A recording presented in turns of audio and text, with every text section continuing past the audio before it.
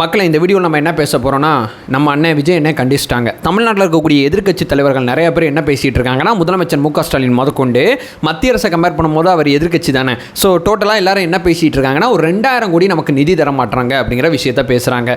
விஜய் அண்ணா ஒரே அறிக்கையில் பார்த்தீங்கன்னா 2 விஷயத்தை குறிப்பிட்டு பாசிச அணுகுமுறை அப்படிங்கிற வார்த்தையை முன் வச்சிருப்பாரு. அதில் ஒரு விஷயம் பார்த்தீங்கன்னா விகிடன் சம்மந்தப்பட்டது. அதை பற்றி நம்ம செப்பரேட்டாக பேசுவோம்.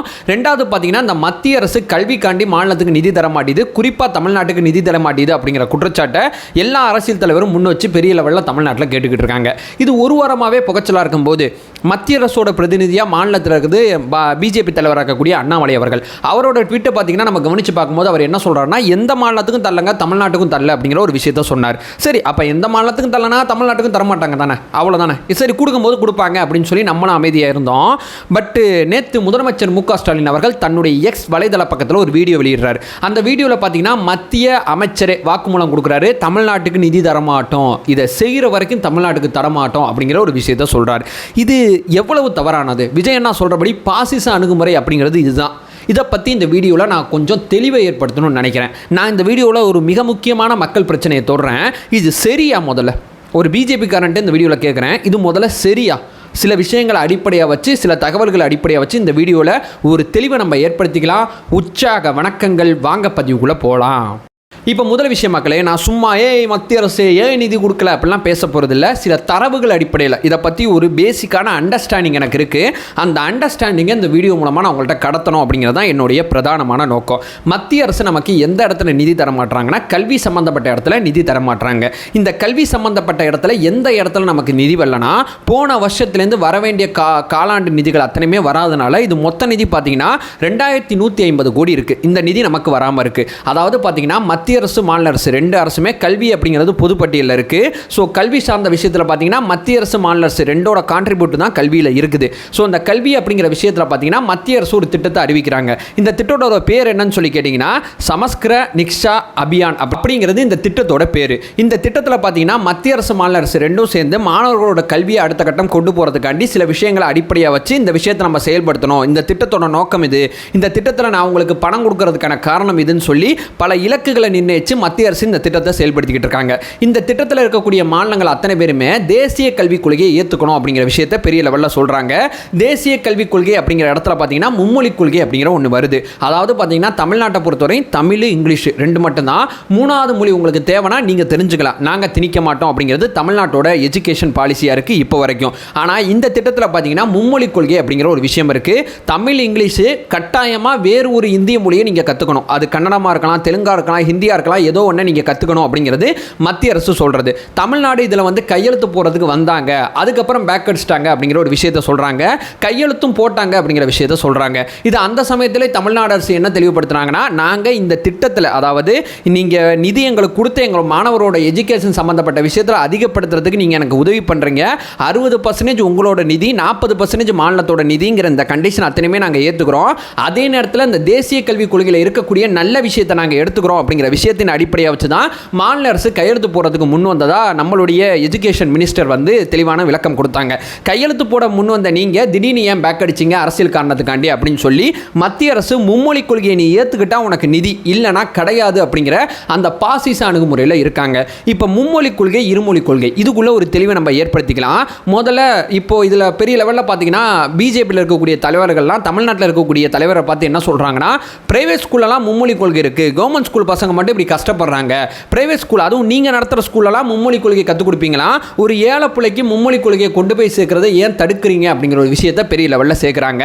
இங்கே நம்ம இந்த மும்மொழி கொள்கை, இருமொழி கொள்கை அப்படிங்கிற விஷயத்தில் ஒரு தெளிவை ஏற்படுத்திக்கணும்னா, முதல்ல பார்த்தீங்கன்னா என்னுடைய பயிற்று மொழி, நான் முதல்ல தமிழ் பேசுகிறேன். தமிழ் மொழியில் ஏராளமான இலக்கியங்கள் இருக்குது, பல்வேறு விதமான விஷயங்கள் இருக்குது. என்னுடைய மூதாதையர்கள் சில விஷயத்தை அந்த மொழி மூலமாக எனக்கு கடத்துகிறாங்க.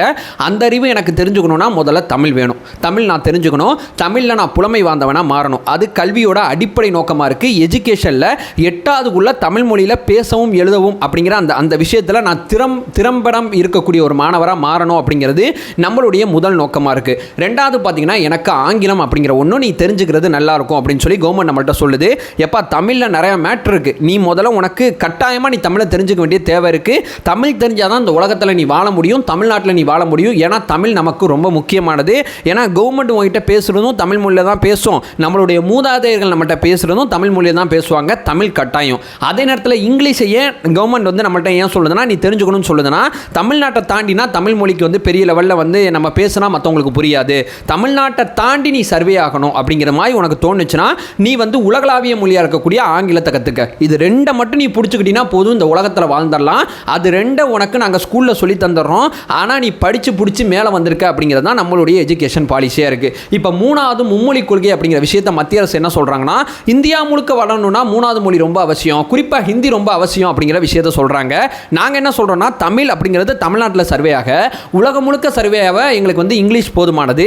எனக்கு தேவைன்னா ஒரு கவர்மெண்ட் ஸ்கூலில் படிக்கக்கூடிய குழந்தை ஏதோ ஒரு வடநாட்டில் போய் வேலை செய்யுதுன்னா அந்த குழந்தைக்கு தேவைன்னா அந்த குழந்தை கற்றுக்கட்டும், ஸ்கூலில் இதை திணிக்க வேணாம். ஏன்னா ரெண்டு இருந்தாவே பசங்களுக்கு போதுமானது, சர்வே ஆயிடுவாங்க அப்படிங்கிறது தமிழ்நாட்டோட எஜுகேஷன் பாலிசியாக 1960 காலகட்டத்திலேருந்து பெரிய லெவலில் இருக்குது.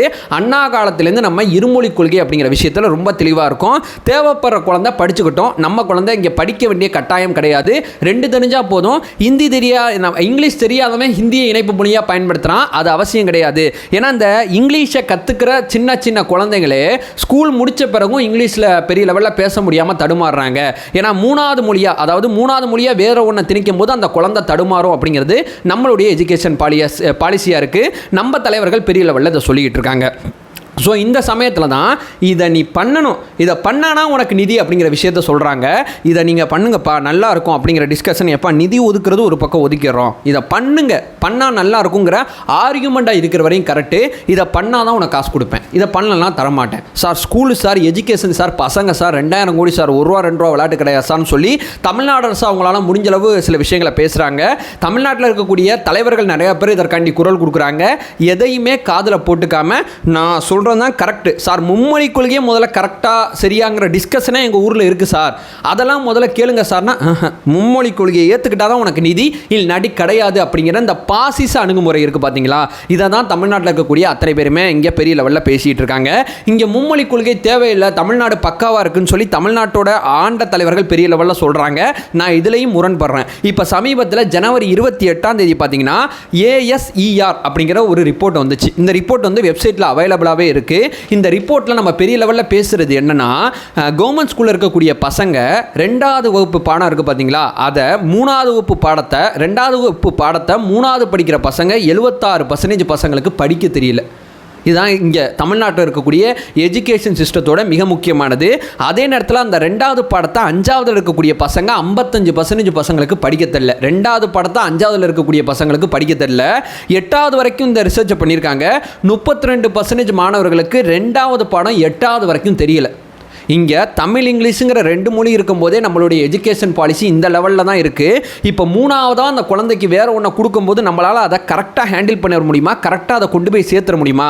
ஏன்னா 2லேயே நம்ம இப்படி தடுமாறுறோம். அதாவது இதை தாண்டி வேறு ஒன்று சொல்கிறாங்க, நாங்கள் வந்து பேசிக்காக கணித பாடம் இருக்குல்ல, சிம்பிள் மேக்ஸ் இருக்குல்ல, ப்ளஸ் ஆர் மைனஸு, வகுத்தல், பெருக்கலுங்கிற அந்த சிம்பிள் மேக்ஸ் இருக்குது பார்த்தீங்களா, இதை 3வது படிக்கிற பசங்க 5வது படிக்கிற பசங்க டோட்டலாக கணக்கு பண்ணும்போது 66% மாணவர்களுக்கு இந்த சிம்பிள் மேக்ஸு இப்போ இருக்கக்கூடிய எஜுகேஷன் பாலிசியில் தமிழ்நாட்டில் இல்லை. ஆனால் அந்த திமுக அரசு பெரிய லெவலில் சொல்லுவாங்க தமிழ்நாடு எஜுகேஷனில் பக்காவாக இருக்குது, அப்படியா இருக்குது, இப்படியா இருக்குது. அதெல்லாம் எனக்கு உடன்பாடே கிடையாது. நம்ம மும்மொழி கொள்கைக்கு போகாதற்கு என்னுடைய பிரதானமான நோக்கம் என்னென்னா, 2 மொழியில் நம்ம இன்னும் தடுமாறிக்கிட்டு இருக்கோம், சிம்பிள் மேக்ஸ் தடுமாறிக்கிட்டு இருக்கோம். இப்போ 3வது நம்ம பசங்களை கொண்டு போய் வச்சோம்னா அது எப்படி சரியா இருக்கும் அப்படிங்கிறது என்னோட ஆர்குமெண்டா இருக்கு. இப்போ பிரைவேட் ஸ்கூல்ல படிக்கிற பசங்க 3வது மொழிலாம் படிச்சுட்டு தானப்பா இருக்காங்க. அந்த குழந்தைக்கு படிக்கும்போது இந்த குழந்தை படிக்காததுக்கு என்னப்பா காரணம் இருக்கு அப்படின்னு சொல்லி கேட்டீங்கன்னா, ஒரு பிரைவேட் ஸ்கூல்ல ஒரு குழந்தைக்கு வாங்குற ஃபீஸுக்கும் கவர்மெண்ட் ஸ்கூல்ல ஒரு குழந்தைக்கு நம்ம கான்ட்ரிபியூட் பண்றதுக்கும் நீங்க கணக்கு பண்ணி பாருங்க. இதையும் இதோட நம்ம ஒப்பிடவே கூடாது. ஏன்னா ஒரு குழந்தைக்கு 40,000 ரூபாய் வாங்குறாங்க, 1வது அந்த LKG படிக்கிற குழந்தைக்கு 40,000 ரூபாய் வாங்குறாங்க.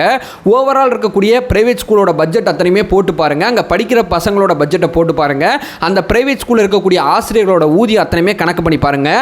அங்கே ஒரு குழந்தைக்கு அலகேட் ஆகிற பட்ஜெட்டு, அங்கே ஒரு குழந்தைக்கு கவனிக்கப்படுற கவனிப்பும் இங்கே கவர்மெண்ட் ஸ்கூலில் கவனிக்கப்படுற கணிப்புக்கும் ஏராளமான வித்தியாசம் இருக்குது. அந்த குழந்தை வாழ்கிற சூழல் வேறமா இருக்கும், இந்த குழந்தை வாழ்கிற சூழல் வேறமா இருக்கும். இங்கே நான் என்ன சொல்ல வரேன்னா, ஏன் மும்மொழி கொள்கை வேணான்னு சொல்கிறேன்னா, 2 மொழி கொள்கையிலே தமிழ்நாடு அரசு சரியாக செயல்படுத்த முடியல, சரியான லெவலில் மாணவர்களோட எஜுகேஷனை கொண்டு போக முடியல. 37,000 கோடி பட்ஜெட் அலகேட் பண்ணுறாங்க.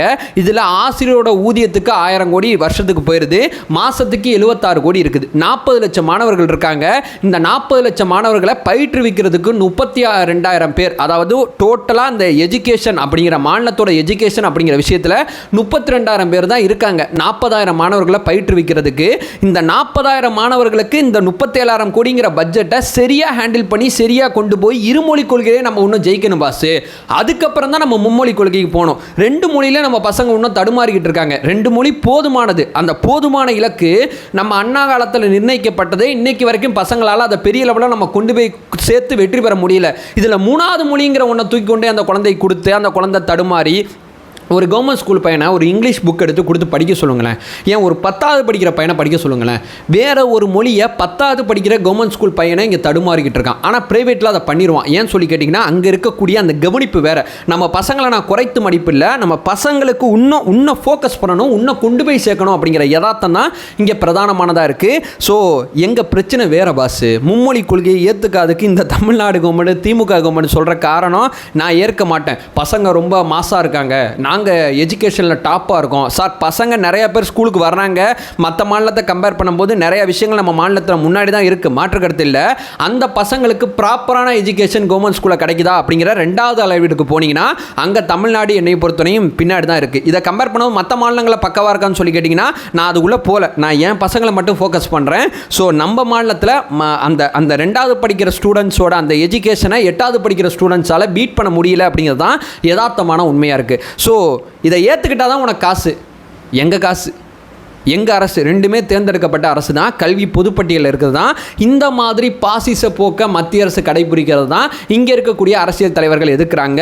சார் எங்கள் பிரச்சனை வேறு, சார் எங்கள் பிரச்சனையே வேறு, நாங்கள் மாற்று கருத்து வைக்கிறதுக்கு வேறு காரணம் இருக்குது. நீங்களும் நானும் சேர்ந்து பசங்களோட எஜுகேஷனுக்கு கான்ட்ரிபியூட் பண்ணுறதுக்கு தான் நாங்கள் நிதி கொடுக்கணும்னு சொல்லி கேட்டுக்கிட்டு இருக்கோம். நான் சொல்கிறத நீ செஞ்சால் தான் உனக்கு நிதிங்கிறது எப்படிப்பட்ட ஒரு அரசியல்? இது எப்படி சரியானதாக இருக்கும்? இங்கே யதார்த்தமானது இப்படி தான் இருக்குது. மும்மொழி கொள்கைக்கு போகக்கூடாதுன்னு நான் சொல்லலை, இருமொழி கொள்கையிலே இன்னும் ஜெயிக்க வேண்டியது இருக்குன்னு நான் சொல்கிறேன். ஸோ இருமொழி கொள்கையிலே ஜெயிக்க வேண்டியதை செஞ்சு முடிச்சுட்டு நம்ம மும்மொழி கொள்கை அப்படிங்கிற இன்னொன்று ஆங்கிளுக்கு போகலாம். பிற மாநிலங்கள் செயல்படுத்துகிறாங்கன்னா அது அந்த மாநிலம் இருக்கக்கூடிய மாணவர்களை பொறுத்து அது தன்மைக்கேற்ப, ஏன்னா சூழ்நிலைக்கு ஏற்றபடி மாறிக்கிட்டே இருக்கும். குஜராத்தில் 3வது மொழி கற்றுக்கிறது வேறு, தமிழ்நாட்டில் 3வது மொழி கற்றுக்கிறது வேறு. குஜராத்தில் 3வது மொழியாக தமிழ் வச்சுக்கிறது எவ்வளோ கஷ்டமோ, இங்கே தமிழ்நாட்டில் 3வது மொழியாக ஹிந்தி வச்சுக்கிறது அவ்வளோ கஷ்டம். ஏன்னா நாங்கள் இன்னும் 2 மொழி கொள்கையிலே ஜெயிக்கலை. ஸோ தயவுசெய்து இந்த பாசிச அணுகுமுறையை ஸ்டாப் பண்ணிவிட்டு தமிழ்நாட்டுக்கு வழங்க வேண்டிய நிதியை உடனடியாக வழங்கி இந்த மாதிரி ஒரு அரசியலை தமிழ்நாட்டில் முன்னெடுக்கிறத தயவு செய்து ஸ்டாப் பண்ணிங்க அப்படிங்கிற ஒற்றை கோரிக்கையோடு இந்த வீடியோ நான் என் பண்ணிக்கிறேன். நம்ம சேனலை ஃபர்தராக ஃபாலோ பண்ணிங்கன்னா பொலிட்டிக்கல் சார்ந்து பல்வேறு விஷயங்களை பற்றி நம்ம ரொம்ப தெளிவாக பேசிக்கிட்டு இருக்கோம். நம்மளோட ஒரே நோக்கம் அறியாமை அகற்ற வேண்டும், அறியாமை அகற்றப்பட வேண்டும். Thank you so much.